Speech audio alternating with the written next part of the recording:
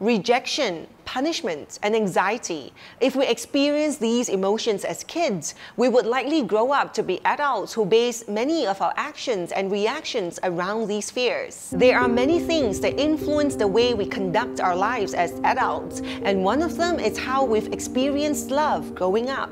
If your dad showed extreme disappointment in you and punished you for not being the first in class, you would instinctively equate being the best to acceptance and love.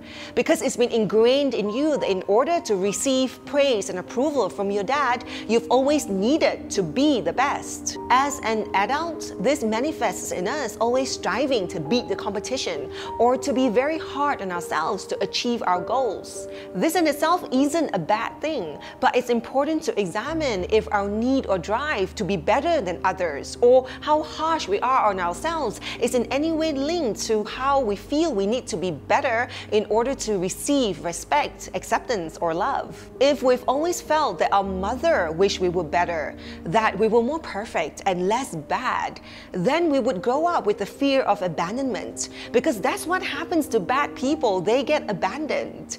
It's like your parents leaving you and walking away when you've been bad, or locking you in a closet when you've been bad. Parents do things out of love, but kids don't understand how to associate these punishments with love. Kids just understand fear and abandonment. And when we grow up to be adults, when we're in a relationship, we can be incredibly defensive, sensitive, or insecure, where we would always be afraid to lose someone if we're not perfect enough, or we will put up a wall to protect ourselves so that even as we love, we will never allow ourselves to be vulnerable. Because if we're not vulnerable, no one can hurt or abandon us. What is past is past. We cannot go back to our younger self and tell the younger us, your self-worth is not tied to how people love you or don't love you. What we can do is to be aware that however way we've experienced love in the past or not experienced love in the past does not have to also be our future.